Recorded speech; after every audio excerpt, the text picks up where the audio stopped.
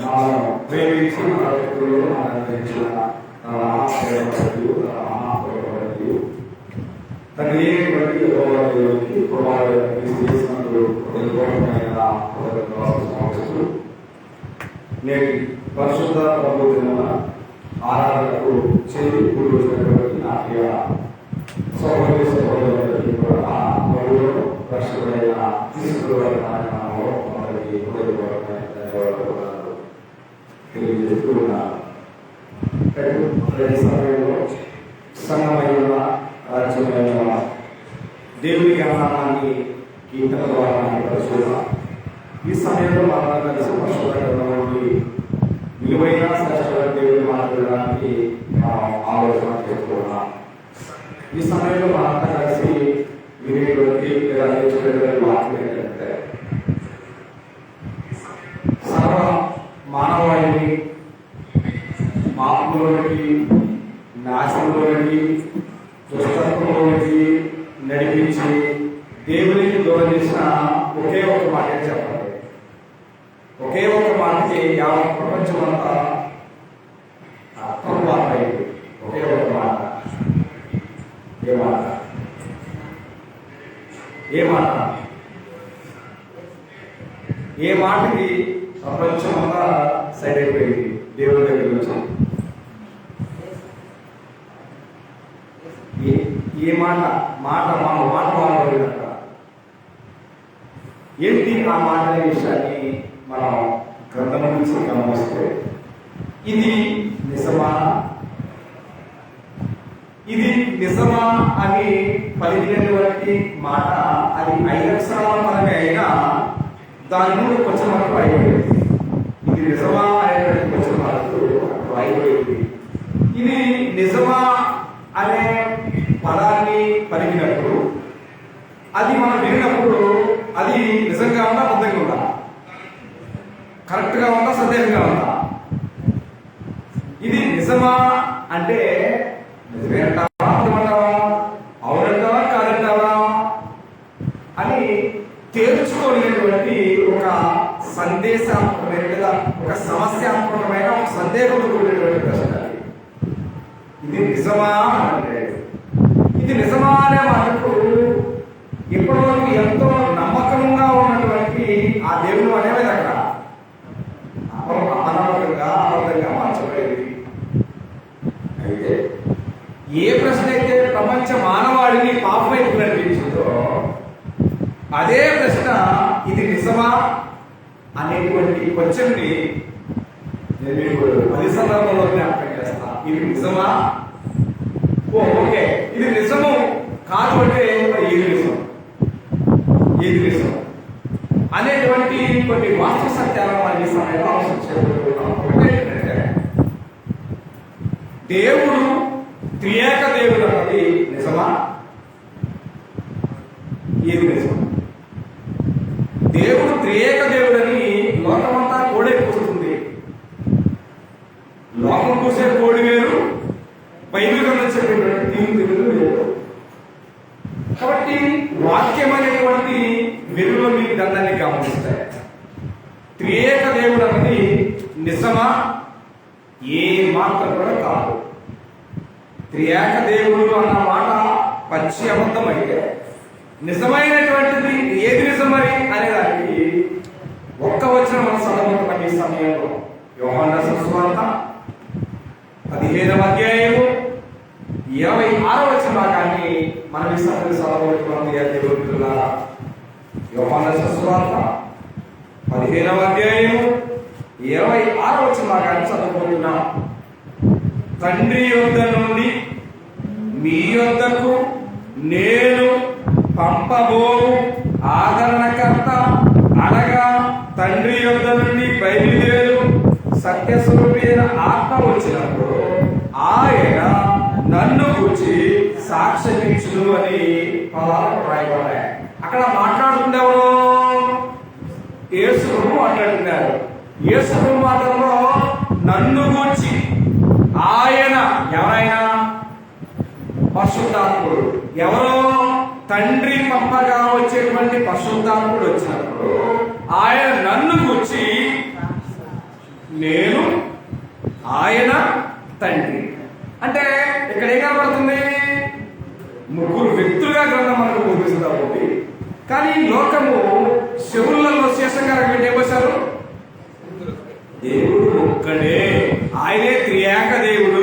యెహోవాయే యేసుక్రీస్తు, యేసుక్రీస్తు పరిశుద్ధాత్ముడు ఉన్న శేషం కలగబెట్టి పోశారు శివుల్లో జనాలు.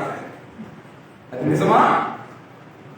సాతానుడు ఇది నిజమనే మాట చేత ప్రపంచాన్ని ఎలాగైతే మోసం చేశాడో, ఇవాళ త్రియేక దేవుడు అనేటువంటి మాటతోటి ప్రపంచాన్ని కూడా నాశనం నడిపిస్తున్నటువంటి దుర్మార్గమైన బోధ ప్రపంచంలో ఇది ఏది నిజం? త్రియేక దేవుడు మీద నిజమా, లేదు ముగ్గురు అన్నది నిజమా అంటే ముగ్గురు వ్యక్తులు అన్నమాట. దేవుడు ఒక్కడే, దేవుడు ఒక్కడే. యేసు ప్రభుని దేవునికి కుమారుడిగా మనం పరిశీలించిన గ్రంథం. పరిశుద్ధాత్ముని ఆదరణకర్తగా సత్యస్వరమైన ఆత్మగా దేవుడు మనం పరిశీలించారు తప్ప ముగ్గురు దేవుళ్ళని గ్రంథంలో చెప్పడం లేదు. ముగ్గురే దేవుడు అనేటువంటి ఆలోచన మనకుంటే మనకి లోపల ఉన్న హైందవ్యానికి వ్యత్యాసం ఏమి లేదు. దేవుడు ఒక్కడే. 66 పుస్తకాలు చెప్పి సారాంశం ఏంటంటే ఒక్కడే దేవుడు అనే విషయం కన్నా మనం తెలుసుకోవాలి. ఆయనే యెహోవా రైట్. వాస్తవానికి త్రియేక దేవుడు ఒక్కడు కాదు, ముగ్గురు వ్యక్తులు ఉన్నారనే విషయాన్ని స్పష్టంగా గ్రంథాలు. కానీ అబద్ధాలని నిజాలుగా ఎలాగ నమ్మించారో, ఎలాగ నమ్మిస్తున్నారో మనకు తెలియని విషయం కాదు. రెండవది ఏంటంటే మానవులు అనేటువంటి వారు జన్మతా పాపులు అన్నది నిజమా? మానవులు ఆ పుట్టుకతోనే పాపులు అన్నది నిజమా? ఏది నిజం? మానవులు పుట్టుకతోనే పాపులు అన్నది నిజమా? కాదు. ఏది నిజం? గ్రంథాన్ని గమనిస్తే గ్రంథం అనేటువంటి దేవుని వాక్యం అనేది చెప్తుంది. గర్భఫలము 120 గర్భఫలము యెహోవా ఇచ్చు బహుమానము, కుమారులు ఆయన అనుభవించేటువంటి స్వాస్థ్యము. పిల్లలు అనేటువంటి వారికి మనకు ఇష్టం వచ్చినప్పుడు ఇష్టం వచ్చినట్టుగా కోసుకోవడానికి చెట్టు కాసినటువంటి కూరగాయలు కాదు, చెట్టు కాసినటువంటి ఏదో రకాలైన పండ్లు కూడా కాదు. గర్భఫలం అనేది యెహోవా ఇచ్చు బహుమానమే, కుమారులు ఆయన అర్పించేటువంటి స్వాస్థ్యమే చెప్పి ఆ స్వాస్థ్యము లేదా ఆ బహుమానం మన దగ్గర మనమే కలిగి ఉండాలా? ఎక్కడో ఉన్న ఒక స్త్రీ, ఎక్కడో ఉన్న ఒక పురుషుడు వివాహం అనేటువంటి బంధం ద్వారా ఏమడాలా? జతపరచబడాలా.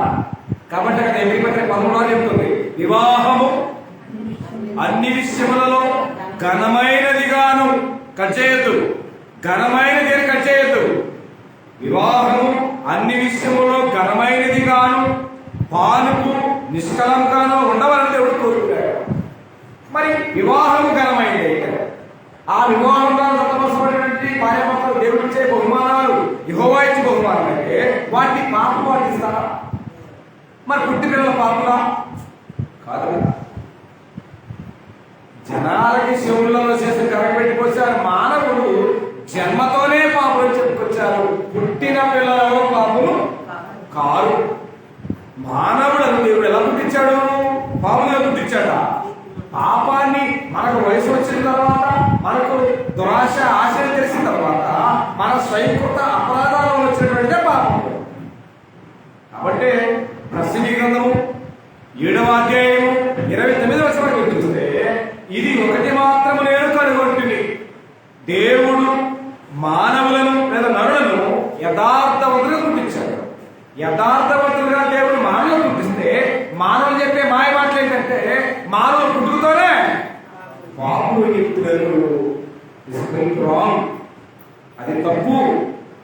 ఒకవేళ పిల్లలే పాపులు అయితే సరే, లోకం కోడేకి వస్తుంది కదా. మానవులైన పుట్టుకతోనే పాపులు అయితే మరి చిన్న బిడ్డలు చూసి మత్తయి 18వ అధ్యాయంలో చిన్న బిడ్డలలో నాయకులకు రానీయుడి ఇలాంటి వారితే పరలోకరాజ్యం ఎందుకు చెప్తాడు? పాపులు పరలోకం చెప్తామా? పాపులకి ఏమైనా పరలోకరాజ్యం ఇస్తాడా? మరి జ్ఞానం లేని బోధలు, బుద్ధి లేని బోధలు చేసేటువంటి గాడిద బోధలేని ప్రపంచంలో త్రియేక దేవుడు నిజం కాదు. మానవులు పుట్టుకతోనే పాపులన్నది నిజం కాదు. ఇది నిజమా అనేటువంటి ఆదాము ఆ ప్రశ్న ఆదాము వచ్చినప్పుడు వాళ్ళు దాన్ని నిజమైపోయారు. సమాధానాన్ని వెతకలేకపోయారు, అసమర్థులుగా ఉండిపోయారు. నేడు కూడా సమాజంలో చేసేటువంటి వింతైన గాలి బోధలు ఏది చేస్తున్నా ఇది నిజమా అనేటువంటి ప్రశ్న మన జీవితాలు తలెత్తకపోవడం చాలా విచారకరమైన సంగతి. ఇది నిజమా? ఎంతవరకు నిజమా, ఎంతవరకు అబద్ధం, ఎంతవరకు మోసం అనే విషయంలో మనకు కూడా ఏం లేదంటే ఆ సమస్యకు పరిష్కారం తెలుసుకున్నామన్న ఆలోచన మనకు లేదు. గుడ్డెత్తి చేయబడి ఎలా ఉంటుందో, ఎలా ఉంటుంది? గుడ్డెత్తి చేయబడి ఎలా ఉంటుంది? అంత తగ్గేసేసింది. ఎందుకు మొద్దు కడితే సరిగ్గా నడవలేదు, నడవడానికి ప్రయత్నిస్తుంది. అలాంటి దుష్పరిస్థితుల్లో నేటి క్రైస్తవ్యం అధోగతికి దిగజారుతున్న విషయాన్ని మర్చిపోవద్దు. గ్రంథములో రాయబడిన దేవుని మాటలకు వ్యతిరేకంగా త్రియేక దేవుడిని అబద్ధ బోధకుడు, మానవులు పుట్టుకతోనే పాపులైన అబద్ధ బోధకుని నూరి పోసారు సేవలకి జనాలకి. కాబట్టి మానవులైనటువంటి వారికి ఆ పుట్టినటువంటి పిల్లలకి కనీసం రోజులు నెలలు కాకపోతే జ్ఞానస్నానం అంట, అభ్యంగర స్నానం అంట. వాళ్ళకి తెలుసా? పాపం అనేది వాళ్ళకి తెలుసా? ఇవాళ బాప్తిజం పొందినటువంటి వాళ్ళ గురించి మనం మాట్లాడితే అమ్మా మీరు ఎందుకు బాప్తిజం పొందారంటే వాళ్ళు చెప్పే రీజన్ కరెక్ట్గా లేదు. ఏం చెప్తారు? అమ్మా మీరు బాప్తిజం పొందారు కదా, ఎందుకు పొందారని అంటే అయ్యా నాకు ఈ సమస్యలు ఉన్నాయ్యా, అయ్యా పిల్లలు లేరయ్యా, పిల్లలు వచ్చారయ్యా బాప్తిజం పొందాను, ఉద్యోగం వచ్చిందయ్యా బాప్తిజం పొందాను అనేటువంటి ఎన్నో పత్తి మాటలు, పత్తి వ్యాపారంతో కూడా మాటలు చెప్తారు. నేను పాపిని, నా పాపాల కోసమే బాప్తిజం పొందినటువంటి చెప్పేటువంటి క్రైస్తవ ప్రజలు ఆదివారం ఆదివారం వస్తున్నాం, మీరు పెద్దవారం అయ్యాం, బైబిల్ కొనుక్కున్నాం, బైబిల్లో ఉన్న వాక్య ప్రకారం జీవించడం తెలుసుకునే పాపం మనకు సమాధానం చేస్తారు. మరి ఏది నిజం? నిజాలను లెక్కతేల్చలేక నిజాల పుస్తకంలో అబద్ధాలను వేసుకొని ఊరేగుతున్న క్రైస్తవ్యం ఆకాశానికి కాబట్టి ఇది నిజమా అనే ప్రశ్నకు ఆదామాలో సమాధానం ఎప్పుడు లేకపోయాడు. ఉంటుంది అని ఊహించొద్దు. ఊహించడానికి ఆధారం లేనటువంటిది కాదు మన గ్రంథం. మానవుడు దేనికైనా ప్రశ్నిస్తే ఆ ప్రశ్నకు చక్కటి పరిష్కారాన్ని గ్రంథం లేఖనంలో రాయబడింది. లేకపోతే పనిచేయడం ఏమవుతాడు? పని చేయలేని వాడు ఏమవుతాడు? సోమరిపోతూ అవుతాడు. శ్రద్ధగా పనిచేసేవాడు ఏమవుతాడు? శ్రద్ధగా పనిచేసేవాడు ఐశ్వర్యవంతుడు అవుతాడు. బద్ధకస్తుడు దరిద్రుడు అవుతాడు. అలాగే ఈ ఆత్మ సమానమైన జీవిత విధానమే ప్రయాణంలో కూడా భక్తిని భ్రమతోనూ బద్ధకతోనూ చూడద్దు. మనం చేసే భక్తి ఎంత వేలకు నిజము, ఎంత వేలకు ఖచ్చితంగా ఉంది ప్రామవేల విషయంలో విశ్లేషణ చేసుకోలేకపోతే ఆదాం మీద ఎక్కడ? ఆదాం ఎక్కడ? బయట. ఈ దేవునికి బయట. మనం ఎక్కడ? దేవునికి బయట. లోకంలోనే తప్ప క్రైస్తవ్యం అనిపించుకోవడానికి ఖచ్చితమైన కారణాలు ఎవరి విషయాన్ని దయచేసి మర్చిపోవాలి. కాబట్టి గ్రంథం గురించి వాస్తవాల లేదు. మనం ఆరాధించే దేవుడు ఏక దేవుడు కాదు, అది అబద్ధం. మానవులు జన్మపాపులు కాదు, అది అబద్ధం. నిజమేంటంటే దేవుడు మానవులను యథార్థతను పుట్టించాడు. పుట్టిన పాపలు పుట్టినటువంటి పిల్లలకి పాపమేమో తెలియదు. వారు మెచ్యూరిటీ అనగా 13 సంవత్సరాలు దాటిన తర్వాత వారు అల్టిమేట్ గా పాపానికి బానిసవుతారు. అప్పుడు వారికి దేవుడికి దూరం అవుతారు. అంతే తప్ప పుట్టిన పిల్లలు ఏ కూడా ఏ సందర్భంలో కూడా పాపులు లేరు అనేటువంటి అబద్ధ బోధనకి మనం ఫైట్ ఎగ్నెస్ట్ గా పుట్టిన నమ్మకాలని గ్రంథమాలను బోధిస్తారు.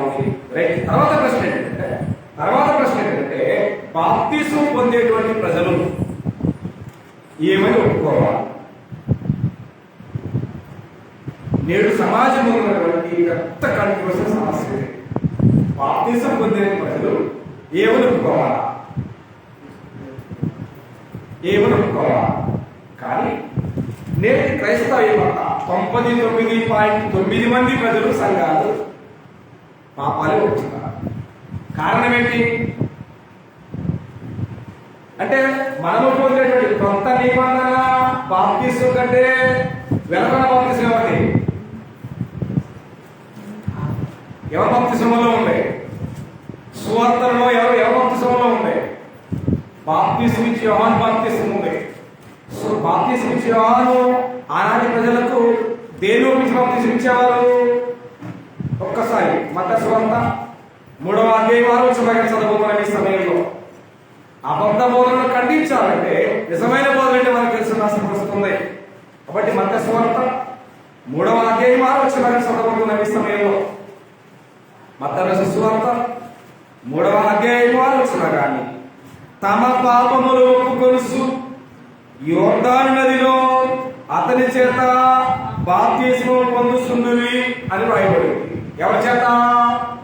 బాప్తిస్మం ఇచ్చే యోహాను చేత ఆనాడున్న ప్రజలందరూ కూడా పాపాలు ఒప్పుకొనుచు బాప్తిస్మం పొందుతున్నారు. అదే ఆట పత్రం లాంటి కుదురుతా అయిందా? ఎందుకని నేడున్నటువంటి కొత్త నిబంధన సత్య ప్రకారంగా ఒక మానవుడు పాపాలు ఒప్పుకొని బాప్తిసం పొందితే ఆ బాప్తిసము చల్లని చెక్కు లాంటిది. ఏంటి? చల్లని చెక్కు లాంటిది. దానిలో ఏమిలేదు, ఛార్జింగ్ లేనటువంటి సెల్ ఫోన్ లాంటిది. ఉపయోగం ఉందా? ఫోన్ ఉంది లెక్కకే, చెక్కు ఉంది లెక్కకే, కానీ ఉపయోగపడే చెక్కు కాదు, ఉపయోగపడే ఫోను కాదు కదా. చూసుకొని మొదలటానికే తప్ప నేడున్న బాప్తిసాలు కూడా పాపాలు ఒప్పుకొని బాప్తిసం పొందిన ప్రజలు కూడా బాప్తిసం పొందాం అని సెల్ఫ్ సాటిస్ఫాక్షన్ కోసం మాత్రం ఉపయోగపడతాయి తప్ప అవి తండ్రి అయిన దేవుడి ఎదుట అవి చల్లవనే సత్యాన్ని నేను లెక్క ప్రకారం మీకు జ్ఞాపకం చేస్తున్న దేవుడి పిల్లల. కాబట్టి పాపాలు ఒప్పుకొని పాత నిబంధనలో బాప్తిసం ఇచ్చే సువార్తల్లో అదే పాపాలు గురించి బాప్తిసం పొందారు, అదే కంటిన్యూ చేస్తారు నేటి క్రైస్తవ సంఘం. కుదురుదా? కాబట్టి మరి ఏం ఒప్పుకోవాలి? పాపాలు కాదని చెప్తుంది కదా. ఒకవేళ పాపాలు ఒప్పుకొని బాప్తిసం పొందితే వారి దేవుడు కుమారుడు ఒప్పుకొని తింటున్నాడు. మత్తయి 10వ అధ్యాయం 33వ వచనం చదువుకున్న ఈ సమయంలో మత్తయి సువార్త 10వ అధ్యాయం 33వ వచనం కానీ సమయంలో మనం చదవబోతున్న పరిశుద్ధ గ్రంథంలోని మత్తయి సువార్త 10వ అధ్యాయం 33వ వచనం కానీ మనుష్యుల ఎదుట నన్ను ఒప్పుకొని వాడెవడో పరలోకమందున్న నా తండ్రి ఎదుట వారిని నేను వారిని ఒప్పుకొందును అన్నాడు. ఇక్కడ అడావుడు వేసి నేను పాపాలకు బాప్తిసం పొందినని చెబితే ఆడ నీ స్థితి ఏంటి? You don't know, she don't know, he don't know, అతను కానీ ఆమె కానీ నాకెవరో తెలియదు అనేటువంటి సమాధానం వస్తే ఎక్కడ? అగ్నిగుండములోనికి తోసివేయండి అంటాడు. ప్రపంచానికి పట్టిన సేడా పేడ యంత్రం ఉంది. కాబట్టి నేడున్నటువంటి ప్రాపం ఏంటంటే ఒక మానవుడు పాపాలు ఒప్పుకొని బాప్తిసం పొందితే ఆ వ్యక్తిని ప్రభువు దేవుడి దగ్గర ఒప్పుకోడు. ఈయనెవరో నాకు తెలియదు అంటాడు. ఎందుకని? నువ్వు ఒప్పుకోలేదుగా, నువ్వు పాపాలు ఒప్పుకున్నావుగా, ఏమి ఒప్పుకోవాలో నీకు తెలియదుగా, నువ్వు కొత్త పెంచుకోవడమే కదా. పిచ్చోడు పోసేది ఎట్లుంటుంది? పిచ్చోడు పోసేది ఎట్లుంటుంది? ఆ బస్సు ఎక్కి ఈ బస్సు ఎక్కి ఈ బస్సు ఎక్కి ఆ బస్సు ఎక్కి వాడికి గమ్యం తెలియదు, ప్రయాణం తెలియదు, వాడికి ఎక్కడికైనా తెలియదు. వాడు పిచ్చోడు కాబట్టి వాడు ఆ బస్సు ఎక్కుతాడు, ఈ బస్సు ఎక్కుతాడు. అట్లాగే నేడున్నటువంటి క్రైస్తవ భక్తుల స్థితి కూడా పిచ్చోడు బస్సు ఎక్కినట్టే ఉంది తప్ప ఏం ఒప్పుకోవాలో ఏం ఒప్పుకోకూడదు, ఏం చెయ్యాలో ఏం చేయకూడదు అన్నది ప్రాపర్గా తెలుసా? తెలీదు. ఏదో ఆచార భక్తి, వాళ్ళు వెళ్ళారు వీళ్ళని మంది కోసం మందిగా వెళ్తాం తప్ప నిజమైన భక్తి జీవితానికి నాకు మేలుకరంగా, నాకు దీవెనకరంగా, శాస్త్రకర ప్రయోజనకరంగా నా భక్తిని నేను చూసుకోవడం తాపత్ర ఉన్నాయి. వాళ్ళ ఆచార భక్తి వాళ్ళ కోసం వీళ్ళ కోసం ఎవరి సంతోషం కోసం మనం ప్రార్థన రానవసరమే లేదు, ప్రభువుని నమ్మనవసరమే లేదు, మాంసం పొందనవసరం లేదు. మనం క్రైస్తవులు కావాల్సిన అవసరం కూడా భక్తి అనేది వ్యక్తిగతమైనది. ఈ వ్యక్తిగతమైన భక్తిలో జనాలని ఆసరాగా చేసుకొని జనాలు చూసుకొని సంతోషపడుతున్న భక్తులు కోట్ల మంది ఉన్నారు. మనుషులు చూసుకొని, వాక్యం చూసుకొని కాదు, దేవుడు చూసుకొని కాదు, దేవుడి చిత్తాన్ని వాక్యం చూసుకొని కాదు, కానీ మనుషుల భావం, మనుషులు కల్పించిన పద్ధతులతో ఇదే భక్తి ప్రభావ బతికేటువంటి పిచ్చభక్తులు ప్రపంచంలో కోట్ల మంది ఉన్నారు. వారిని మనం పోలేదు. కాబట్టి ఇక్కడ గ్రంథం మనం బోధిస్తుంది. అయితే ఇక్కడ మనం పాపాలు ఒప్పుకోకూడదు. ఒకవేళ పాపాలు ఒప్పుకున్న వారిని దేవుని కనిపిస్తూ ఒప్పుకోడు. మరి ఒప్పుకోవాలి, ఏమి ఒప్పుకోవాలా? రోమిలకు రాసిన పత్రిక 10వ అధ్యాయం 9-10 వచనాల్లో పౌలు మాట్లాడుతున్న సందర్భాన్ని మళ్ళీ సందర్భంగా రోమిలకు రాసిన పత్రిక 10వ అధ్యాయం 9 అదేమనగా యేసు ప్రభు అని. ఎక్కడ యేసు అనే వాడికి అర్థం ఏంటి, ప్రభు అనే వాడికి అర్థం ఏంటి? యేసు ఎక్కడ, ప్రభు ఎక్కడ? యేసు ఎవరు, ప్రభు ఎవరు తెలుసా? యేసు అనే వాడికి అర్థం ఏంటి? రక్షకుడు. ప్రభు అనే వాడికి అర్థం ఏంటి? రాజు. యేసు కాలం భూమి మీద బ్రతికిన 33 సంవత్సరాల కాలంలోనే ఆయన యేసు. ఆయన చనిపోయి ఎవరి కోసం? తన కుటుంబం కోసం కాదు, భూమి మీద పాపులుగా ఉన్న వారందరి జీవితాలను బాగు చేసి పరలోక రాజ్యం చేర్చడానికి ఆయన మనందరి పాపాల భారాన్ని ఆయన మీద వేసుకొని ఆయన మరణించి సమాధి చేయబడి పునరుద్ధారణై లెగిచి 40 దినాలు భూమి మీద ఉండి అపోస్తలులను తర్పీదించి వారిని బలపరిచి ఆయన పరలోకానికి ఆరోహణమై పెడితే అక్కడ జరిగింది ఏంటి? అక్కడేం జరిగింది అంటే అక్కడ పట్టాభిషేకం జరిగింది. ఎవరికి? లోకంలో ఒక సాధారణమైనటువంటి యేసు అని కక్ష పెట్టి ద్వేషించి ఆయనను కలువరి శిలువ మరణానికైనా అప్పగిస్తే దేవుడు ఆయన ముద్రలో నుండి పరలోకం చేర్చుకొని ఆయన దేవుడు ఏం చేశారు? పట్టాభిషేకం చేశారు. దానికి కారణమే అపోస్తలుల కార్యక్రమం 2:36 మీరు సిలువ వేసిన ఈ యేసుని దేవుడు ప్రభువుగానో క్రీస్తుగానో నియమించారు. అక్కడ పట్టాభిషేకం జరిగింది. ఆ పట్టాభిషేకం జరిగిన సంగతి ఎంతమంది తెలుసు?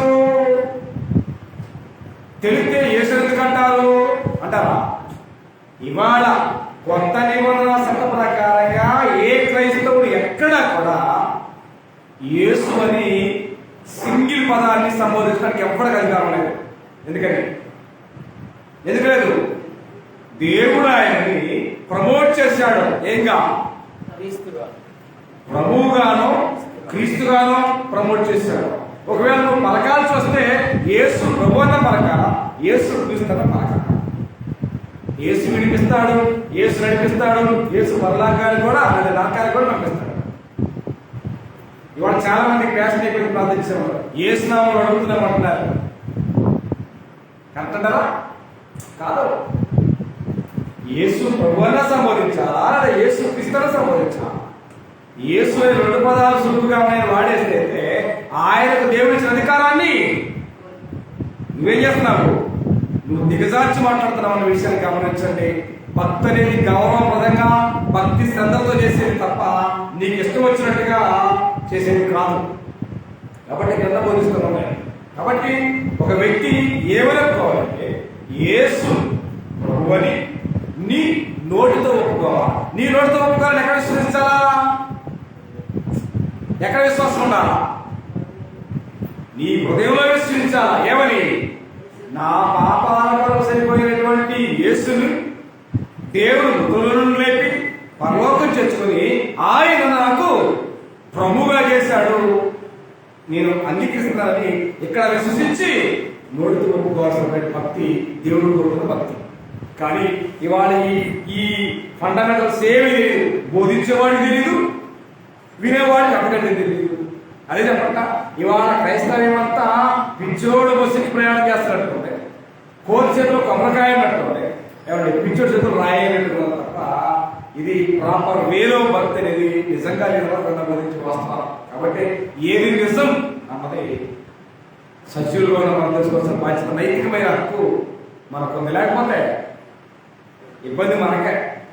కాబట్టి మీరు దేవుని బిడ్డలారా, బాప్తిసం పొందేటువంటి ప్రతి వ్యక్తి కూడా పాపాలు ఒప్పుకోవడం కాదు, యేసే ప్రభు అని ఒప్పుకోవాలని నోటితోటి, అది హృదయంలో విశ్వసించాలా, నోటితో ఒప్పుకోవాలి. అప్పుడు మాత్రమే మన బాప్తిసము చెల్లుబాటు అవుతుంది. మనం ఈ లోకంలో సరిపోగానే ఈనో చిన్నో అంటాడు. అంటే ఈమె నాకు తెలుసు, ఆయన నాకు తెలుసు అని ప్రభు తండ్రి అయినటువంటి దేవుడు ముందు చెప్తాడు. లేకపోతే she don't know, he don't know, they don't know అంటే దరిద్రం పోదు. వాడు ఎవరో తెలియదు అంటాడు. అంటే ఇక్కడ పాపాలు ఒప్పుకున్నావుగా, నువ్వు యేసుని ఒప్పుకోలేదుగా, అంటే ఆ సంగతి కూడా నీకు తెలియదు. తెలియకపోతే దానికి కారణం ఎవరు? అది మన కళ్ళ ముందు తెలియని సంగతి. దేవుడు లేపాడు, లేపి పరలోకి చేర్చుకున్నప్పుడు అభిషేకం చేయించి అప్పుడు పేతురు మాట్లాడాడు. 2:36 మొట్టమొదటి పేతురు మాట్లాడిన మాట అదే. మీరు సిలువ వేసిన ఈ యేసునే దేవుడు ప్రభువుగా క్రీస్తు గారు నియమించను, ఇది ఇశ్రాయేలు వంశమంతా రూఢిగా తెలుసుకోవాలని చెప్పాడు. తెలుసుకోకపోతే దానికి దేవుడు ఉత్తరవాది కాలేడు. అది నీ బాధ్యత, అది నీ వ్యక్తిగతమైనటువంటి అశ్రద్ధ, నీ నిర్లక్ష్యానికి తగిన మూల్యం చెల్లించుకోవడం తప్పదు దేవుడికి వెళ్ళాలా. కాబట్టి దేవుడు త్రియేక దేవుడిని తప్పదు, మానవులు జన్మపాపాలను తప్పదు, బాప్తిసం పొందే వ్యక్తులు పాపాలు ఒప్పుకోవాలని తప్పదు. తర్వాత ఏంటంటే సహోదరులు లేదా సహోదరీలు ఒక చోట ఎప్పుడైనా కలవాల్సి వస్తే ఏం చెప్పాలా? ప్రైజ్ ద లార్డ్ అంటారా? ఉందా? లేకపోతే మాన్నాత లేకపోతే సాలేం అనాలా? ఏమనాలా? గ్రంథం బోధించే దేవుని మనసు ఏంటంటే మీరు పవిత్రమైన ముద్దు పెట్టుకుని ఒకరినొకడు వందనాలు వేయాలి. మరి వందనాల మాటకి మనం సున్నాలు రాసి ప్రైజ్ ద లార్డ్ వేలు తీసుకొచ్చాం. అఫీషియల్ స్కామ్ అన్నమాట ఇది. అఫీషియల్ స్కామ్ అన్నమాట ఇది. ఎవరి ముసుగులో? క్రైస్తవ్యమనే ముసుగులో సాతాను ఆడేసినట్టే గొప్ప గారడి ఇది. ప్రైజ్ ద లార్డ్ అంత అఫీషియల్ గా ఉంటుంది. ప్రైజ్ ద లార్డ్ అనే పదానికి అర్థం ఏంటి? దేవుడు స్తుతించు. వీడు అంటాడు, వాడు అంటాడు. ఏమంటాడు? వాడు దేవుడు స్తుతించండి, వీడు దేవుడు, మధ్యలో ఇంకెవరు అంటాడా? అసలు అర్థం లేని పదం అర్థం కదా. మరి ఎలా మాట్లాడుతున్నాం మనం? ఏదో నోటికి వచ్చిందని మాట్లాడితే కుదురుతుందా? కుదరదు కదా. కాబట్టి ఇవాళ అఫీషియల్ గా ప్రైజ్ ద లార్డ్ అనే మాట ఎక్కువ, ప్రైజ్ ద లార్డ్ భక్తులు ఎక్కువ పేరు. వందనాలు చెప్పడం అనేది నాగోషైంది ఇవాళ. మరి నిజమంటానది పరిశుద్ధాత్ముల ద్వారా దేవుడు మనకు పలికినటువంటి మాట ఏంటంటే పవిత్రమైన ముద్దు పెట్టుకుని ఒకరినొకడు వందనాలు చెప్పండి అని చెప్పింది గ్రంథం చెప్తే ఆ వందనాలకు సున్నాలు రాసి ప్రైజ్ ద లార్డ్ అని చెప్పి మోసవిధానం చేసే ప్రపంచం మన కళ్ళ ముందు ఉన్నాయి. ఎంత మోసం ఇది? రెండవది ఏంటంటే మారణాతని మొదలు పెట్టారు. మారణాత అంటే ప్రభు వచ్చుస్తున్నాడని. ఆయన వస్తాడు, నువ్వు చెప్పేవని రాగం. ఆయన వస్తాడు, ఆయన వస్తే నీకేంటి, రాకపోతే నీకేంటి, నువ్వు చేస్తుందేంటి? సహోదరుగా కనబడితే మారణాతని చెప్పని చెప్పాడు. నీకు చెప్పిన పని ఏంటి? ఇస్త్రాగులీమయ్య లెక్కలేదు నీకేం చెప్పాడు? అయ్యా వందనాలు చెప్పుకోండి అన్నాడు. మారణాత నీకెందుకు, ప్రైజ్ ద లార్డ్ నీకెందుకు, మా షాలేంతో నీకే పని? షాలేం అంటే అర్థం ఏంటి? సమాధానం. ఎవరికి సమాధానం? నువ్వు షాలేమని చెప్పిన సమాధానం వచ్చిందా? సమాధానానికి కర్త ఎవరు? కుమారుడైన క్రీస్తు. కుమారుడైన క్రీస్తు చేసిన ద్వారా ఈ భూమి మీద ఒక పాపీన మానవుడికి దేవుడితో సమాధానం వచ్చి తప్ప నువ్వు సమాధానం షాలేం అనగానే సమాధానం కాదు. ఇవన్నీ జ్ఞానం లేని భక్తి మాటలు పెట్టి, జ్ఞానం లేనటువంటి భక్తి భావదాలతో మాటలు విడిచిపెట్టి దేవుడు కోరినట్టుగా, దేవుడు మెచ్చేటట్టుగా మనం మన భక్తి జీవితాన్ని భూమి మీద అవలంబించాలని దేవుడు కోరుతున్నాడు. అంత మాత్రమే కాదు, ఇక్కడ మానవులకేమో వాక్య ప్రకారంగా వందనాలు చెప్పడం చేత కాదు. కానీ ప్రార్థనలో మాత్రం ప్రభావం నువ్వు చేసావు, నీ మేలు వందనాలు అని చెప్పండి. వందనాలు చెప్పండి. మానవులకేమో వందనాలు చెప్పన్నాడు, ఆయన ఏం చెప్పాలా? ఆయనకి స్తుతులు, స్తోత్రాలు, కృతజ్ఞతలు చెప్పాలా. చివరికి ఏం చేశాడు? వందనాలంటేనే మానవుడికి మర్చిపోయి మానవులకేమో ప్రైజ్ ద లార్డ్ అని చెప్పి, మారణాత అని చెప్పి, సారేమని చెప్పి దేవుడికి ఏం చెప్తారు? దేవుడు చెప్తున్నారు. దిగజారిన భక్తి దేవుడు కోరుకోవట్లేదు. దేవుడు వాక్యాన్ని ఇచ్చాడు, వాక్యం అనేది సరిస్తూ నువ్వు ఎవరికేం చెప్పాలో వాళ్ళు తెలుసుకోవాలి. కానీ ఇవాళ సహజంగా మనకి పిల్లలు అనుకుంటున్నాం. సహజంగా పిల్లలుంటే అమ్మని చూసి వాడు అమ్మమ్మ అన్నాడు అనుకో, తల్లిని చూసి అమ్మమ్మ అన్నాడు అనుకో, తల్లి ఉంటుందా? అమ్మ మమ్మీ అని చెప్తుంది. ఎందుకని అంటే నీకు మాత్రం, నీ బంధానికి మాత్రం ఎక్కడా డ్యామేజ్ రాకూడదు కదా. నువ్వు మమ్మీవే, నీకు రావాల్సినటువంటి మర్యాద, నీకు రావాల్సిన నీకు రావాలా. మరి దేవుడికి మాత్రం శతకోపం పెట్టాలా. దేవుడికి వందనాలు చెప్పని నీకు. మీరు కలిసినప్పుడు ఒకరికొకడు వందనాలు చెప్పుకోమని చెప్పాడు.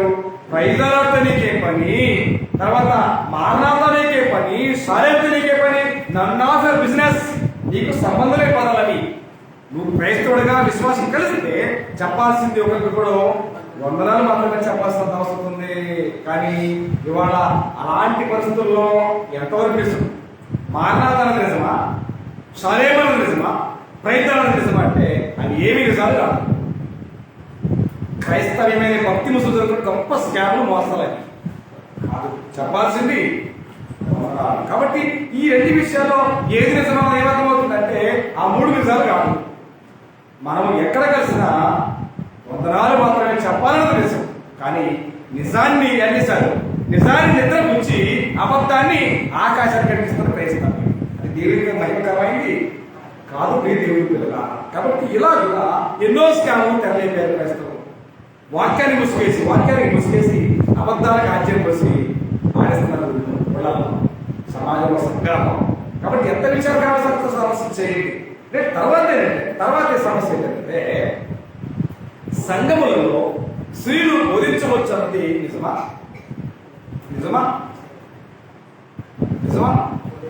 మరి కాకపోతే ఏది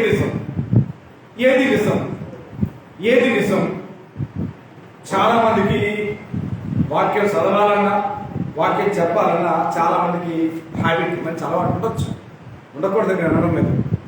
కానీ సంఘముగా సమాజంగా కూడినప్పుడు స్త్రీలు ఏమయ్యాల అంటే అర్థమేంటి? మౌనం అంటే అర్థమేంటి? ఇంగ్లీష్లో కీప్ సైలెంట్ అని ఉంది. మౌనంగా అల్లరి లేకుండా సమాధానంగా కూర్చొని ఉంటారు. లేదండి మేము అకౌంట్ కంటే తక్కువ కాదు, మేము కూడా వాక్యం చదువుతాం, మేము కూడా మాట్లాడతాం, సోలో సాంగ్స్ పాడతాము, మేము కూడా వాక్యం చదువుతాం, మాకు కూడా సమయం ఏంటని చేస్తే నిజంగా దేవుని గణనామానికి మహిమకరంగానే పేరుతో కూడి దేవుని మీద తిరుగుబాటు తీసుకెళ్ళంట. లోకంలో ఉండడు కాదు, వెళ్ళే సంఘంలో వాళ్ళే. కానీ ఇక్కడ మహిళలే మహారాణులు అయ్యారు ఎక్కడ? సంఘాలలో. ఎందుకంటే పాటలు పాడేది వాళ్ళే, యాత్రలు చేసేది వాళ్ళే, వాక్యం చెప్పేది వాళ్ళే, అంతా వాళ్ళే. ఎందుకని? వ్యవసాయం జరిపోయింది ప్రపంచం అంతా, లోకమంతా దుష్టుని ఎందున్నదంత వాస్తవం. అలాగే మీరు క్రైస్తవ సమాజాన్ని మొత్తాన్ని నడిపేదిరా అంటే నాటిలే, ఇబ్బంది లేదు. సన్నాసుడు రాలేదు, ఊడి తప్ప ఊడి కాదు దేవుడు. కాబట్టి భక్తి అనే ముసుగులో వాక్య ప్రకారం చేస్తే మహిమంతా ఏమంటే దెయ్యానికే. కాబట్టి పౌలు మాట్లాడుతున్నాడు కొరింథీయులకు రాసిన మొదటి పత్రిక 14వ అధ్యాయము 34 వచ్చి మాకు సందర్భాన్ని మనకి చదవబోతున్నప్పుడు దేవుని పిల్లలారా. కొరింథీయులకు రాసిన మొదటి పత్రిక 14వ అధ్యాయము 34 వచ్చి మాకు చాలా మంది ఏంటంటే కొరింథీ పట్టణం రాశాడు నీకు కాదండి. మరి కొరింథీ పట్టణం రాస్తే ఆ పత్రిక నీ దగ్గర ఎందుకు? ఏపీసీ పట్టణం రాశాడు ఆ పత్రిక నీకెందుకు? అసలు పత్రికలకి సంబంధం లేదు, ఆ పత్రికలు మీ దగ్గర. అలాగన సమర్థించుకునే భక్తి మనకు అవసరం లేదు. వాక్యాన్ని చదివినప్పుడు విన్నప్పుడు వాక్య ప్రకారం మన జీవితాన్ని సరి చేసుకోవడానికే దేవుడు గొప్ప అవకాశం మనకి ఇచ్చాడు. కాబట్టి పౌలు మాట్లాడుతున్నాడు కొరింథీయులకు రాసిన మొదటి పత్రిక 14వ అధ్యాయము 34 వచ్చిన భాగాన్ని చదవబోతున్నాం. దేవుడు వినాలి. స్త్రీలు సంఘములలో మౌనముగా ఉండవలను, వారు లోబడి ఉండవలసిందే కానీ మాట్లాడడం వారికి ఎక్కడి నుంచి లేదు సెలవు? పాస్టర్ దగ్గర నుంచా? దేవుడి దగ్గర నుంచి. ఆడవాళ్ళకి అవకాశం ఇస్తే వారు ఏం చేస్తారో దేవుడికి తెలుసు. కాబట్టి దేవుడి దగ్గర నుంచి వారికి సెలవు లేదు. ఇలాగ ధర్మశాస్త్రం చెప్పుతున్నది. వారు ఏమైనాను నేర్చుకోవాలన్న ఆసక్తి, నేర్చుకోవాలన్న తాపత్రయం ఉంటే ఇంట సంఘంలో కాదు, ఇంట తమ భర్తలను అడగవలను. తర్వాత సంఘంలో స్త్రీ మాట్లాడుట అవమానం అన్నాడు. ఎవరికి అవమానం? దేవునికి అవమానం. మరి ఆరాధన కుడి దేనికి? మహిమపరచడానికే అవమానపరచడానికా? మనం చేసేటువంటి అజ్ఞానం వల్ల, అవిధేయత వల్ల, నిర్లక్ష్యం వల్ల ఆరాధనలో వాక్యాన్ని చదివితే, ఆరాధనలో పాట పాడితే, ఆరాధనలో ప్రార్థన చేస్తే, ఆరాధనలో వాక్యం చెబితే అవమానమా మహిమ? మరి దేనికి వచ్చాం? మన వాడికి దేనికి వచ్చాం? వేల మందితో కూడి గొప్ప ఆరాధన చేసేవాడు చెబుతావే, అది ఆరాధన ఎందుకైంది? అది దేవుని మీద తిరుగుబాటు అవుతుంది. వాక్యానికి లోబడితేనే మనం దేవుని మహిమపరచడం అవుతుంది. అంతే తప్ప దేవుని వాక్యమే తిరుగుబాటు చేసి లక్షల మందితో కూడి ఆరాధన చేస్తే ఆరాధన అవ్వదుగా. అది తిరుగుబాటు అవుతుంది దేవుడికి వినాలా. కాబట్టి స్త్రీలు సంఘములో మౌనంగా ఉండవలసిందే కానీ ఆయనకు సెలవు లేదు, సెలవు ఇయ్యను కూడా అంటాడు బహుమానంతో. చూడండి తిమోతి రాసిన మొదటి పత్రిక, తిమోతి రాసినటువంటి మొదటి పత్రిక 2వ అధ్యాయము, తిమోతి రాసినటువంటి మొదటి పత్రిక 2వ అధ్యాయము 11-12 వచనాలు. స్త్రీలు మౌనముగా ఉండి సంపూర్ణ విధేయతతో నేర్చుకోవాలను. స్త్రీలు మౌనముగా ఉండవలసినదే గాని ఉపదేశించడానికైనను పురుషుని మీద అధికారం చేయడానికైనను ఆమెకు సెలవు ఇయ్యను లేదు. అవకాశం అన్నాడు. అవకాశం ఇస్తే, అవకాశం ఇవ్వకపోతేనే ఇంత గత్తర ఉన్న క్రైస్తవ ప్రపంచం. అవకాశం ఇస్తే అవధులు దాటి, అద్దులు దాటి, సముద్రాలు దాటి భూమండలాన్ని మొత్తాన్ని పరిపాలన చేసుకునే మనసు ఉంది. కాబట్టి వారికి సెలవు లేదు అని చెప్పి దేవుడు ఒక మాట తెచ్చిస్తాడు. సెలవు ఇవ్వకపోతేనే ఏమి లేదు. మాస్టర్ గారికి వాక్యం చదవటం కానీ, ప్రార్థన చేయడం కానీ, ఏదైనా అవకాశం ఇవ్వకపోతే మాస్టర్ గారికి భోజనం పెట్టి కొంచెం మన సంఘాలు వస్తుంది లేదు. ఇవాళ అలాంటి అవకాశం ఇవ్వకపోతే సంఘాల్లో స్త్రీలు కరువు అవుతున్నారు. కరువు అయినా, కరువు రాకపోయినా, వచ్చినా రాకపోయినా మనం కూడా దేవుణ్ణి అవమానపరచడానికి కాకూడదు. వారు పాటలు పాడితే అవకాశం ఇస్తే వస్తారనుకుంటే అవమానం చేస్తారు దేవుణ్ణి. పోనీ అట్లా వస్తే రాకపోతేమి 10 మంది ఉన్నా, 5 ఉన్నా, 2 ఉన్నా దేవునికి మహిమకరంగా జరిగితేనే దేవునికి మహిమ అవుతుంది తప్ప 2 ఏమున్నా 100 మంది అని చెప్పి సోలో సాంగ్స్ పడతారు, గ్రూప్ సాంగ్స్ పడతారు, టైటిల్ సాంగ్స్ ఇస్తే దేవునికి మిగిలేదేంటి? అవమానం కాదా? దానికి మనకి మిగిలేదు ఉగ్రత కాదా? వెంది కొడుతున్నా. సమాజంగా కూడేది దేవుని మహిమ కోసమే. ఇలాంటి సంకల్పాలు దేవుడు జగత్తుకు పునాదులు వేయబడక మునిపే ఇలా నన్ను ఆరాధించాలి అని దేవుడు కోరుతున్నాడు. మరి దేవుని కోరికను తెచ్చాలా? మన కోరిక తెచ్చుకుంటామా? మన కోరికగా తెచ్చుకోవాల్సింది మన మనసుకి ఎంత కష్టమైనా దేవుని కోరిక నెరవేర్చడానికి మనం ఎంత చేయాలో అంత చేయాలి. కానీ దేవుణ్ణేమో బాధ పెడుతూ పాటలు పాడతా, వాక్యం చెబుతా, అది చేస్తా, ఇది తెచ్చాలని చెప్పి ఇక్కడ చేసే గాడిలు మీకు దేవుడికి అవసరం లేదు. అలాంటి వారికి సంఘాల్లో అవసరం కూడా లేదు. వాస్తవానికి దేవుడి పిల్ల కాబట్టి అన్నాడు సంఘములలో స్త్రీలు మౌనంగా ఉండవలసింది కానీ వారికి సెలవు లేదు, సెలవు ఇయ్యను అన్నాడు. ఇస్తే ఏమైంది? ఇది నిజమా అన్న మాటకి నిజంగా ఆజ్యం పోసి మొత్తం అక్కడి నుంచి వెలివేయబడినటువంటి పరిస్థితి. అవునా కదా? ఇది నిజమా అని చెప్పినటువంటి సాధారణ మాటకి అపనిషింది 100% నిజమని చెప్పి రైట్ టిక్ కొట్టుకొని ముందుకెళ్ళి గుడ్డిగా బ్లైండ్గా ఇవాళ నేడున్న క్రైస్తవ పరిస్థితి కూడా వాడు చెప్తున్నాడు, అయ్యా దేవుడు త్రియేక దేవుడే, రైట్, ఓకే, డన్. అలాగే మానవ జన్మ పాపులర్ డన్ అని చెప్పి ఓటేసి జనాలు అసత్యం వెనక, అబద్ధాల వెనక, సాతాని వెనక పరుగులు పెడుతున్నటువంటి క్రైస్తవ్యం ఆకాశానికి అంటే అంత ఎలా పాపలు, ఎలా త్రియేక దేవుడు, ఎలా పాపాలకు కోరని క్వశ్చన్ చేసేటువంటి క్రైస్తవుల మీద లేకపోతే నష్టం ఎవరికి ఏంటి? క్వశ్చన్ వేయకుండా గుడ్డిగాలు పెడితే నష్టం ఎవరికి? నష్టం ఎవరికంటే వెళ్ళేవాడికి. చాలా మంది గూగుల్ నమ్మి గూగుల్ మ్యాప్లు వెళ్తా ఉంటారు సల్లగా. అయ్యా తీసుకెళ్తే గూగుల్ మ్యాప్లు సంవత్సరంలో తీసుకెళ్తాయి. నిజంగా మనం దేని నమ్మకూడదు, ఖచ్చితంగా ఫైండ్ అవుట్ చేసుకుంటూ వెళ్ళాలి తప్ప గుడ్డిగా నమ్మితే గోదావరి తప్పదు, గుడ్డిగా నమ్మితే సముద్రంలో పడాల్సింది తప్పదు. కాబట్టి ఇవాళ ఏడున్న క్రైస్తవ మనకి గుడ్డిగా నమ్మడానికి అవకాశం ఉందా? దేవుడు ఉచితమైన తన జ్ఞానాన్ని, ఉచితమైన తన మనసుని అందించాడు. అయ్యా నేనేమై ఉన్నానో, నా ఉద్దేశం ఏంటో, మీ పట్ల కోరిక ఏంటో, మీ అభిష్టం ఏంటో, మీ ఆలోచన ఏంటో ఇవో నేను అందులో పెట్టా, చదవండి, వాటిని వినండి, వాటిని నేర్చుకోండి అని చెప్పి దేవుడు చెప్తాడు.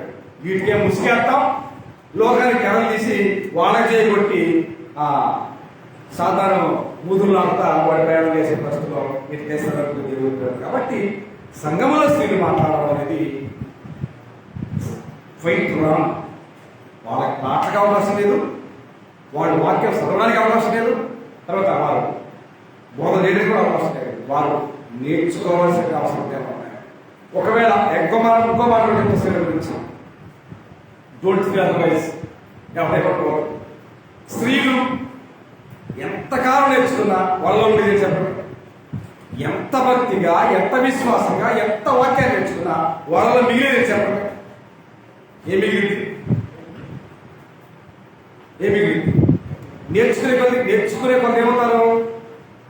వివేకవంతులు కావాలి, నేర్చుకునే కొలది జ్ఞానవంతులు కావాలి, నేర్చుకునే కొలది అనుభవంలోకి వెళ్ళాలి. కానీ ఎంత నేర్చుకున్నా మిగిలేదు. ఏ మిగిలింది? దాన్ని నేను సొంతగా నా ఫిలాసఫీ పౌలు చెప్తాడు తిమోతి పత్రికలో మీకు అమ్మాల జ్ఞాపకం చేస్తాను. ఎందుకనంటే ఎందుకు అని అంటే కోడి గురించి మీకు తెలుసు. కోడి సహజంగా 4 వేసినా తింటుంది, తర్వాత 1 మూసినా తింటుంది. కానీ ఎట్లా తింటుంది? అది కాళ్ళు పెట్టి చెరగకుండా తినదు. దాని సహజ లక్షణం. అలాగే మనం కూడా భక్తుల మధ్య చెప్పుకుంటూ మేము అది చేస్తాం, మేము ఇది చేస్తాం, మేము అలా మేము ఎలా అని చెప్పి చెప్పుకునే స్త్రీల సమస్య కూడా పౌలుకి వచ్చాడు. తిమోతికి రాసిన 2వ పత్రిక 3వ అధ్యాయము, తిమోతికి రాసినటువంటి 1వ పత్రిక 2వ పత్రిక 3వ అధ్యాయము 6-7 వచనాలు. పాపభరితులై నానా విధములైన దురాశల వలన నడిపింపబడి ఎల్లప్పుడూ, చూడండి, ఎల్లప్పుడూ 24/7 ఎల్లప్పుడూ నేర్చుకున్నాను సత్య విషయమైన అనుభవ జ్ఞానమును ఎప్పుడు పొందలేని. ఇంకేం చెప్పండి? ఇంకేమన్నా? ఎంతకాలం దానిలో తపస్సు చేస్తున్నా, పాండిత్యం చేస్తున్నా, అనుభవ జ్ఞానం పొందలేని అవివేక స్త్రీలేఖలో చూచాడు. ఇంకేమన్నా? అయిపోయింది అంతర్లాభం. కాబట్టి దేవుడు ఏం చెప్పాడో ఆ ప్రాపర్ వేలో మనం ప్రయాణం చేయాలి తప్ప గాలి దిశకు వ్యతిరేక ప్రయాణం చాలా ప్రమాదం. వాళ్ళ క్రైస్తవ యువత అది చేసే పరిస్థితి. దేవుడు చెప్పిన మాటకు దిశను మార్చుకొని వెళుతున్న ప్రయాణం గమ్యం జరుగుదా? దేవుని మాటలు తృణీకరించి ప్రయాణాన్ని మార్చుకుని వెళ్ళేటువంటి యోనా ఏమైంది? యోనా పరిస్థితి ఏంటి? బుద్ధి తెచ్చుకొని, జ్ఞానం తెచ్చుకొని, నయా నా బుద్ధి గడ్డి తినదని చెప్పి పశ్చాత్తాపడి తిరిగి దేవుడు చెప్పినటువంటి నినివే పట్టణానికి వెళ్ళాడు తప్ప ఆయన అభిష్టాపడమా? అలాంటి మారు మనసు, అలాంటి బుద్ధి, అలాంటి జ్ఞానం నేడు బైబిల్ పడుతున్న ప్రార్థన పెడుతున్న భక్తులకి లేనే. మరి ఏమైతే గుడ్డిగా వెళుతున్నామే తప్ప నేను వెళ్ళే భక్తి ఎంతవరకు ప్రాపర్ వేలో ఉంది, అది ఎంతవరకు సత్యం, అది ఎంతవరకు న్యాయం, అది ఎంతవరకు దేవుడు చుట్టమని గ్రహించలేని గుడ్డితనం ప్రపంచానికి రోజు రోజుకి ఎక్కువ ఉంటుంది. దేవుడు కూడా మర్చిపోకండి. సంఘములు స్త్రీలు మౌనంగా ఉండాల్సిందే. ఎవరంటే పరలోకపు తండ్రి అనేటువంటి ఆజ్ఞ. ఆ ఆజ్ఞ ధిక్కరిస్తే నువ్వు చేసేది దేవుని మీద తిరుగుబాటు, ఆరాధన కాదని. ఆరాధన డబ్బులు కంటే దేవుడు చెప్పిన మాటకు ఖచ్చితంగా లోబడి చేస్తే ఆరాధన అవుతుంది. దేవుని మాట వ్యతిరేకిస్తే ఏది తిరుగుబాటు అవుతుంది. అది ఆరాధన కాదు. కానీ అదే ఆరాధన నమ్మి భ్రమపడుతున్నటువంటి క్రైస్తవ సోదరి భూమి మీద ఎక్కడైనా సంతోషం అనే వేరు. కాబట్టి దేవుడికి ఉన్నారా గ్రంథమలిసినటువంటి వాస్తవాలలో ఏది నిజమో అనేటువంటి విషయంలో ఖచ్చితంగా మనము ఆ సత్యాన్ని అన్వేషించకపోతే దేవుడు దానికి ఉత్తరవాది కాలేడు. మరొకసారి ఏంటంటే నేడున్న క్రైస్తవ్యంలో యేసుకి ప్రార్థన చేయాలి అని నిజమా? చెప్పండి, నిజమా? అది ఎవరు చేయాలా? ఎవరు చేయాలా? ఫిలిప్పీయులకు రాసిన పత్రిక 4వ అధ్యాయం 6వ వచనంలో దేనిని గూర్చి చింతపడుకుని కానీ ప్రార్థన విజ్ఞాపనల చేత కృతజ్ఞతాపూర్వకముగా మీ విన్నపములు ఎవరికి? దేవునికి తెలియజేయండి. ఎవరికి? దేవునికి. ఎవరు? విధంగా ఎవరా దేవుడు? ఈశ్వరుడు అన్నామా? యెహోవా అన్నామా? పరిశుద్ధాత్ముడు అన్నామా? బైబిల్ గ్రంథం బోధించే దేవుడు ఎవరయ్యారంటే లార్డ్ యెహోవా. కాబట్టి 100వ కీర్తన 3వ వచనంలో మాట్లాడుతున్నాడు, యెహోవాయే దేవుడని తెలుసుకోండి. నీకివ్వబడినటువంటి రక్షణ సంకల్పం అనే ఉద్దేశంలో తండ్రి దేవుడు కుమారుని వేశాడు. దేవుడికి కుమారుడు అని నీకు పరిశీలించి నీ దేవుడికి ఏ పరిస్థితి చేయగా నన్నే ఒక బిజినెస్, అది నీ పని కాదు. ఏం చెప్పాడు? దేవుని కుమారుడిని పరిచయం చేశాడు. మత్తయి సువార్త 3వ అధ్యాయంలో కానీ మత్తయి సువార్త 18వ అధ్యాయం ఏం చెప్పాడు? ఇదిగో ఈయన నా ప్రియ కుమారుడు, ఈయన యందు నేను ఆనందిస్తున్నాను, ఈయన మాట మీరు వినాలన్నాడు. ఏడ వినేది? వినేవాళ్ళు తక్కువైపోయారు, తిరుగుబాటు చేసేవాళ్ళు ఎక్కువైపోయారు. క్రైస్తవమే, ప్రార్థనే, సంఘమే అంతా మాయే.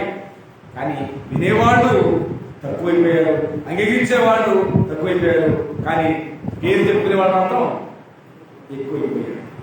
దానికి లేకపోయాడు. దానికి యెహోవా సువార్త 12:45 మాట్లాడాడు. ప్రభు మాట్లాడాడు, నన్ను అంగీకరించి నా మాట అంగీకరింపని వారికి తీర్పు చూడడం కలవడం, నేను చెప్పిన మాటయే అంత తెలియని వారికి తీర్పు అంటాడు. నేను ఇష్టమే తీసుకోగల, ఓ దేవుడు కదా, ఆయన ఇష్టమే, మంచి దేవుడు అండి, అద్భుతాలు చేస్తాడండి, యేసు దేవుడు అని చెప్పి నన్ను అంగీకరించే వాళ్ళు చాలా మంది ఉన్నారు. ప్రపంచం అంగీకరించాను, కానీ ఆయన అంగీకరించినంత మాత్రాన అది క్రైస్తవ్యం కాదు. అది అదే జరగ, నన్ను అంగీకరించి నా మాటలు అంగీకరించడం, ఇది ప్రమాదకరమైనటువంటి పరిస్థితి. నన్ను అంగీకరించినంత ప్రాముఖ్యమేంటో నా మాటలు కూడా అంగీకరించాలి, కానీ చేయమంట. ఇవాళ క్రైస్తవ్యానికి నచ్చంది ఏంటంటే యేసుక్రీస్తు మాటలు నచ్చవు. ఎందుకని? అపాది మాటలు అమర్చుకోదు కదా. యేసుక్రీస్తు మాటలు ఏమున్నాయి? నిక్కార్సైన మాటలు కాబట్టి, అది నిప్పు లాంటిది కాబట్టి తెలుస్తుంది. నిజం నిప్పు లాంటిది కదా, నిజాలు కూడా మనిషిని కాల్చి వేస్తాయి కదా. ఆ మాట్లాడడం కోసం ఎంతతో కూర్చేయి, ఏమండి తలనే విరేయి, ఈపునే విరేయి అయితే జనానికి బాగా ఇష్టం, సాధనలు బాగా చేస్తారు. వాటికి భక్తి విషయంలో మోసపోయామంటే మనకు మించినటువంటి అష్టదరిద్రులు ప్రపంచంలో లేదు. వాక్యం ఇచ్చి, జ్ఞానం ఇచ్చి, గ్రంథంలో ఉన్న నన్నెవరో నేనెవరో తెలుసుకొని నేను నా మనసేట గ్రహించాలని చెప్పి గ్రంథాన్ని ఇస్తే, ఈ గ్రంథ ప్రకారం కూడా నిజమైన సత్యదేవుడేవో తెలుసుకోకుండా ఇంకా అజ్ఞానం అనే భక్తిలో ఉన్నామంటే మనకు మించినటువంటి అష్టదరిద్రుడు ఎవరో ప్రపంచంలో ఉన్నటువంటి తెలుగుతున్నారు. ఇంత జ్ఞానాన్ని ఇంత పాటించారు దేవుడు మనసేతో గమనిస్తే దీన్ని కూడా చదువుకొని దాని ప్రకారం భక్తి చేయడానికి బద్దకస్తులైతే మన మించిన దరిద్రుడు ఎవరున్నాడా? అదే చెప్పాడు కదా, బద్ధకంగా పనిచేసేవాడు ఏమవుతాడు? దరిద్రుడు అవుతాడు. శ్రద్ధగా పనిచేసేవాడు ఐశ్వర్యవంతుడు అవుతాడు. కాబట్టి ఈ భక్తి అనేటువంటి మార్గంలో, వాక్యం అనేటువంటి విషయంలో శ్రద్ధ లేకపోతే నువ్వు దరిద్రుడివే, నేను ఎవరు అవలేదు. కాబట్టి గ్రంథం బోధిస్తుంది. కాబట్టి ప్రార్థన యేసు ప్రభువు చేశాడు. ఎవరికి? పత్రిక 5వ అధ్యాయం 7వ వచనంలో తాను శరీరధారి అయిన దినములలో యేసుక్రీస్తు వారు తాను శరీరధారి అయిన దినాలలో తన ప్రాణము రక్షింపగల వారికి ప్రార్థనలను యాచనను సమర్పించి ఆయన అంగీకరించబడినవని చెప్పొచ్చారు. యేసు ప్రభువు కూడా తండ్రి దేవుడికి ప్రార్థన చేశారు. అంటే ఇవాళ యేసుకే ప్రార్థన చేయడం అనేది నిజం కాదు. ప్రార్థన ఎవరు చేయాలని చెప్తున్నారు కదా, తండ్రి అయినటువంటి యెహోవా దేవుడికి ప్రార్థన చేయాలని చెప్పి మత్తయి సువార్త 6వ అధ్యాయం కూడా అదే చెప్పాడు. మీరు మీ పరలోకపు తండ్రికి అడగండి, ఆయన మీకు ప్రతిఫలం ఇస్తాడని చెప్పి ప్రభు 6వ అధ్యాయం చాలా చక్కగా బోధించారు. అయినా జ్ఞానం లేని ప్రపంచం యేసుకే, అన్ని యేసుకే. రేపు ప్రార్థన అయిపోయింది. ఆరాధన యేసు అన్నది నిజమా? చెప్పండి. ఆరాధన యేసుకే అన్నది నిజమా? మంచి ఫిలాసఫీతో మంచి కవితలతో పాటలు రాశారు ప్రపంచం. మీరు చేసనుకుంటారు ఆ పాట, నటుడా ఎన్ని యుగాలకైనా ఆరాధ్య దైవం. ఎవరు ఆరాధ్య దైవం? ఒక్కసారి 90వ కీర్తన బాగా చూడండి. 90వ కీర్తన 1 వచ్చిన ప్రభువా, తరతరముల నుండి మాకు నివాస స్థలము నీవే, పర్వతములు పుట్టెప్పములకు లోకములు పుట్టించుకు యుగయుగములకు నీవే దేవుడు. ఆయన మరి ఇడిదింపేదాన్ని ఏమంటే ఇడిదింపేదాన్ని మనకున్న అజ్ఞానం చేత ప్రపంచాన్ని కూడా పక్కదారి పట్టించేటువంటి స్థితిలో నెట్టేస్తారేమో. అక్కడ మాట్లాడుతున్న మాట ఏంటి? ప్రభువా తన తరములు మాకు నివాసాలు నీవే, పర్వతములు భూమిని లోకము పుట్టెప్పక ముందు యుగయుగాలకి దేవుడు నీవే. ఉన్న యెహోవా దేవుడు అయితే మరి ఆ యెహోవా దేవుడు క్రీస్తు ఇక్కడికి వచ్చాడా మార్చడానికి? నువ్వు చెప్పలేదు కదా. యుగ యుగాలకు ఆయనే దేవుడు. అయితే మరి దాన్ని ఎలా మార్చారు మనం? వాక్యం పట్ల అవగాహన లేదు. అదే చెప్పాడే, పిచ్చోడు బస్సు ఎట్లా ఉండదు అట్లా కొంచెం భక్తి. ఎక్కడ ఎక్కాలో ఎక్కడ దిగాలో, ఏది మంచో ఏది చెడో, ఎవరి బంధువులో ఎవరి బయటలో తెలియని పరిస్థితుల్లో ఎలాగైతే ఉంటారు పిచ్చోడు అన్నట్టు వాళ్ళ క్రైస్తవ భక్తులు అంతకంటే పిచ్చి ఎక్కువైంది. కాబట్టి ఎన్ని యుగాలకైనా దేవుడు ఆరాధ్య దేవుడు యెహోవాయే. కాబట్టి మనమంతా ఆరాధన చేయడానికి యేసుక్రీస్తు మనందరినీ దేవుని దగ్గరికి రావడానికి ఆయన ఒక మనందరినీ ఒక్కసారి కావాలని జ్ఞాపకం చేస్తారు. చాలా మంది మనంతా ఆరాధన కూడామని దానికి కారణం ఏమంటే యేసు ప్రభు. ఒక్కసారి ఎబ్రీ పత్రిక 2వ అధ్యాయంలో, ఎబ్రీ రాసిన పత్రిక 2వ అధ్యాయం 10వ వచనం, ఎవరి నిమిత్తము సమస్తమును ఉన్నవు, ఎవరి వలన సమస్తమును కలిగినో ఆయన అనేకులైన కుమారులను మహిమకు తెచ్చుస్తుండగా అన్నాడు. అనేకులైన మనలాంటి కుమారుడు కుమార్తెని మహిమకు తీసుకొస్తుంది ఎవరంటే యేసు ప్రభు. ఆయన ద్వారా మనకి పరిశుద్ధత, ఆయన ద్వారా విమోచన, ఆయన ద్వారా సమాధానం. కాబట్టి మనం యేసు ప్రభు ద్వారా తండ్రి దేవుణ్ణి ఆరాధిస్తాం. ఆరాధన ఎవరికి? ఎవరి ద్వారా? ఆరాధన అంతా తండ్రి దేవుడికి. ఆరాధన ఎవరి ద్వారా? యేసు ప్రభు ద్వారా. యుగయుగాలు సదాకాలం దేవుడికి మహిమ కలగాలి దేవుడు కోరుతారు. ఉంటే అసలైన పక్కన పెట్టేసేసి ఎన్ని హైలైట్ చేసి ఎన్ని యుగాలకైనా ఆరాధన దేవుడిని పాడమంటే అది ఆరాధన అయితా ఏం కాదండి. అది దెయ్యాల మీద తప్ప దేవుడి పని కాదు. వాక్యానికి విరుద్ధంగా దేవుడి మీద అంతమంది అంతకంటే ప్రముఖంగా మన బృందాన్ని గమనించిందంటే ప్రభురాత్రి భోజనం అనేది నెలకు ఒకసారి. నిజమా? దానికి బల్లారాధన పేరున్న బైబిల్లో ఏమండి? దానికి టైటిల్ బల్లారాధన అనే టైటిల్ ఉన్న దానికి రాత్రి భోజనం అనే తెలుగులో ఉంటుంది, లార్డ్స్ సప్పర్ ఇంగ్లీష్లో ఉంటుంది. మరి బల్లారాధన ఏమంటే ఎట్లా వచ్చింది? దానికి మాస్క్ ఎవరేసారు? దానికి మాస్క్ ఎవరేసారు? అమ్మవారు వేశారు. ఆ మాస్క్తోనే లోకంలో సెలమణ అవుతున్న క్రైస్తవ సేవ అవుతున్నది. ఆలోచించే ఏం కలిగినా ప్రకటనలు మాట్లాడాడు.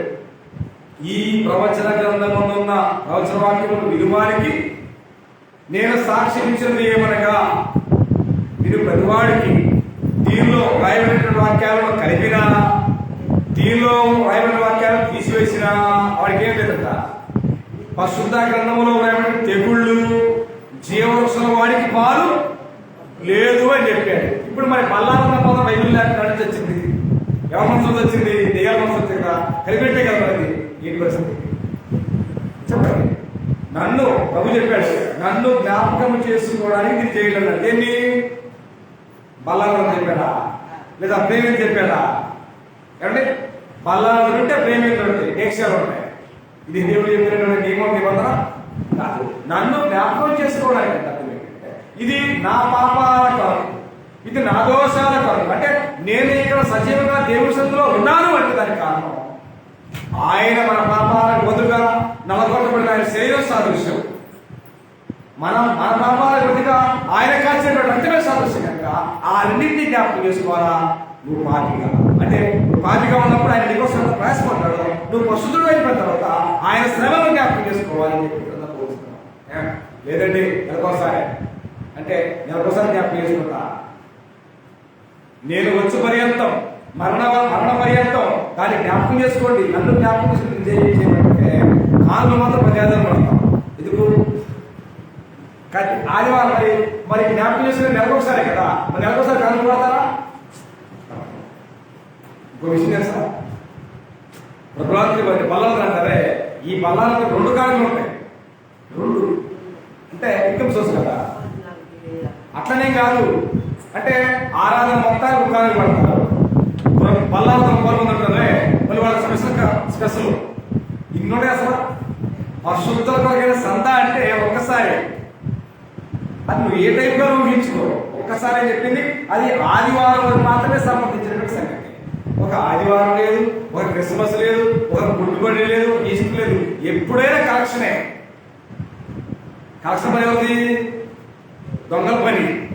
కలెక్షన్ పని దొంగల పని. కాబట్టి పరిశుద్ధత కలిగిన దేవునికి నియమం ఏంటంటే ప్రతి ఆదివారం మీరు ప్రతి వారు తాను వర్ధిల్లుతున్న దేవునికి ఇవాళ ఒక ఆదివారం మాత్రమే, ఆదివారం మాత్రమే పబ్లిక్ మీటింగ్లు కానీ ఇంకా ఏ మీటింగ్లు కానీ ఏమి కానీ ఎవరైనా సదా తెచ్చి సరి చేసినా కూడా దానిలో బెల్లబడేయడానికి గది కావాలి. వేసినా నువ్వు శాపగ్రస్తుడివే. పరిశుద్ధుల కొరిగిన సంతా మాత్రం ఆదివారానికే. ఇక నువ్వు ఎవరు సరి తెచ్చినా నువ్వు బెల్లబడేయడానికి నిజంగా నువ్వు అయితే నిజంగా వాక్యం తెలుసుంటే. కానీ వాళ్ళ 3 రోజుల మీటింగ్ 3 రోజులు పడతారు. ఎప్పుడు మధ్యలోనే జనాలు పోతారని ప్రసంగం స్టార్ట్ అవ్వక ముందే కాలం పడతారు. దీనికి ఎంతసేపటికి డబ్బులు ఏం తెచ్చావు అంటారే తప్ప వాక్యం ఏం నేర్చుకుంటున్నాం, వాక్యం ఏం చెబుతుంది, ఏది నిజమనే విషయంలో ప్రజలకు ఏ పెద్ద అవసరం లేదు. అవసరమే లేదు. ఇవాళ అవసరం లేనట్టుగా బ్రతికితే అక్కడ కూడా అవసరం లేనట్టుగా బయటకు పెడతారు. తర్వాత మర్చిపోవడం. కాబట్టి ప్రభుత్వం వచ్చినది ప్రతి ఆదివారం ఖచ్చితంగా ప్రభువారి జ్ఞాపకం చేసుకోవడానికి మనం చేయాలనుకుంటున్నా మనం బోధిస్తామని. చివరి ఏంటంటే ఆరాధన ఎక్కడైనా చేయొచ్చా? నిజమేనా? ఆరాధన ఎక్కడైనా చేయొచ్చా? నిజమేనా? లోపల చెప్పే జ్ఞానం అంటే ఎలా చేయొచ్చు? అన్ని ఆయనే దెయ్యాన్ని అన్ని ఆయన లోకంలో వాడిదే కాబట్టి లోకంలో ఉన్నవన్నీ దెయ్యాన్ని కాబట్టి ఏడాది చేయొచ్చు. కానీ మొత్తం వేరు, దేవుడి వేరు. కాబట్టి క్రైస్తవులుగా, నిజమైన క్రైస్తవులుగా వాక్యపరమైన జ్ఞానమే మీకుంటే నిజమైన ఆరాధన అంటే క్రీస్తు సంఘములో మాత్రమే చేయాలి. వాస్తవానికి ఇక క్రీస్తు సంఘం మాత్రమే దేవుని మనసులో నుండి ఉద్భవించినటువంటి